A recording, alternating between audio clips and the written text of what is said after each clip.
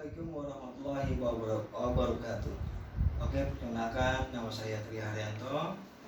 Saya akan mencoba mengupas tuntas bagaimana seorang jiwa kepemimpinan di dalam sebuah organisasi. Oke, sekarang saya di depan saya sudah ada narasumber dengan Ibu Tri. Selamat malam, Ibu Tri. Apa kabar? Malam, Pak Tri Haryanto. Sehat? Alhamdulillah. Beliau merupakan seorang manajer di sebuah perusahaan swasta. Oke, kita lanjut saja untuk diskusi tentang jiwa kepemimpinan di dalam perusahaan tersebut dan membawahi sebuah tim yang bisa meningkatkan sebuah perusahaan. Oke, pertanyaan nomor 1 untuk Ibu Tri. Seperti apa sih gaya kepemimpinan yang ideal menurut Ibu Tri? Oke, terima kasih Bapak Tri. Menurut saya kepemimpinan itu adalah pemimpin atau leader itu adalah sebenarnya bagaimana kita bisa mengapresiasi suatu tim, itu ya. Jadi bagaimana sikap kita untuk mengapresiasi suatu tim, karena dengan mengapresiasi suatu tim, tim kita itu akan menghargai apa yang mereka kerjakan, apa yang mereka sudah kontribusikan, sehingga mereka merasa lebih dihargai. Mereka apa yang dikerjakan sama mereka itu lebih dihargai. Jadi pemimpin itu bukan hanya yang memerintah, menginstruksikan, dan mungkin sejenis apapun itu. Jadi kita bisa, pemimpin itu menurut saya secara pribadi adalah bisa mengapresiasi suatu hasil dari tim itu, karena dengan mengapresiasi tim kita itu dapat membuat mereka menjadi lebih berharga di dalam suatu tim. Seperti itu menurut saya. Oke, untuk pertanyaan yang kedua, bagaimana atau cara Anda untuk menghadapi adanya suatu konflik ketika menjadi seorang pemimpin? Oke, ini suatu konflik itu pasti ada penyebabnya. Tidak ada asap jika tidak ada api. Oke. Jadi untuk mengatasi konflik tersebut kita harus tahu dulu penyebabnya apa.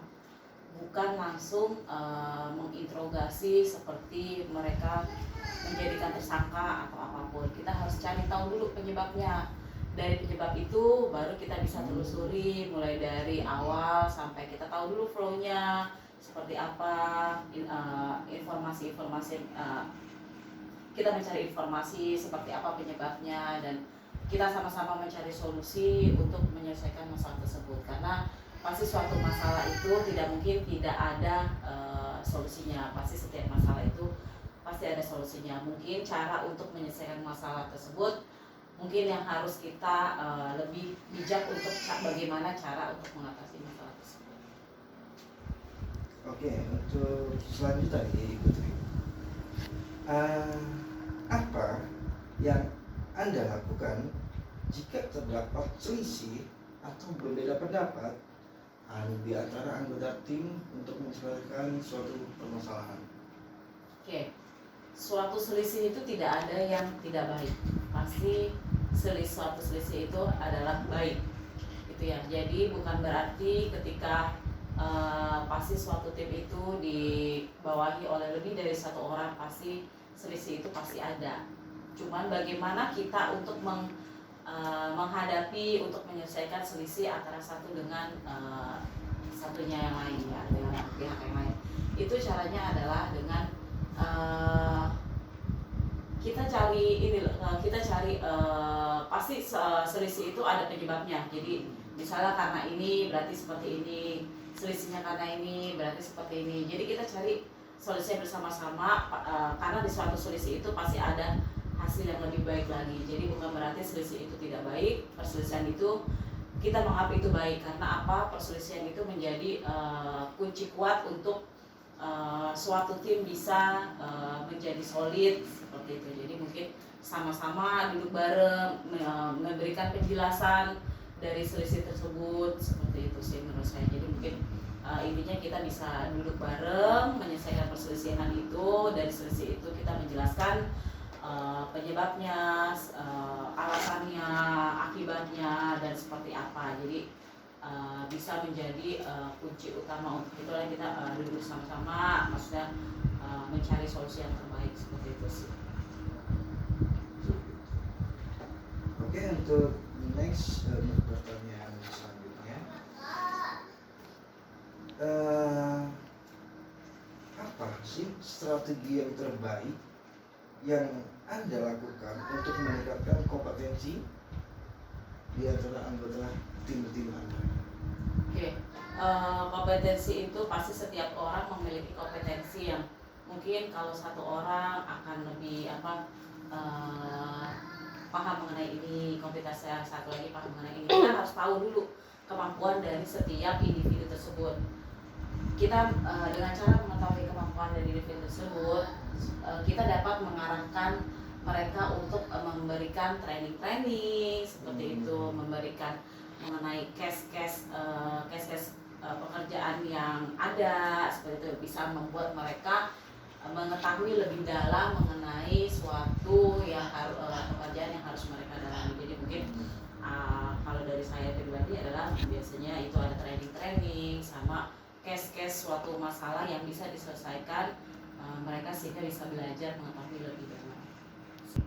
Oke, kita akan melanjutkan pertanyaan untuk selanjutnya, yaitu apa kunci sebuah tim berhasil dalam mengerjakan target-target kerjanya? Oke, keberhasilan suatu tim bisa menyelesaikan target itu satu adalah membuat planning, membuat target penyelesaian dari pekerjaan tersebut. Jadi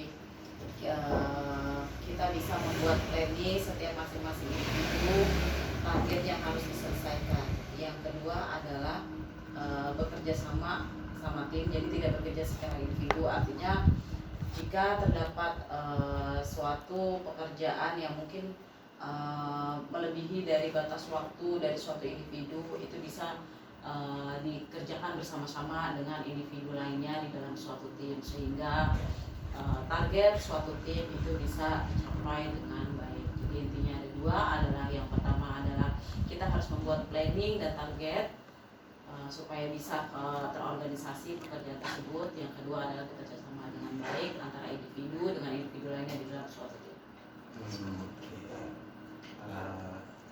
Oke, demikian diskusi kita tentang sebuah kepemimpinan dalam perusahaan. Semoga bisa menambah wawasan kita untuk menjadi seorang pemimpin yang baik dan membina agar kinerja tim untuk bisa meningkatkan perusahaan-perusahaan tersebut. Oke, terima kasih. Assalamualaikum warahmatullahi wabarakatuh.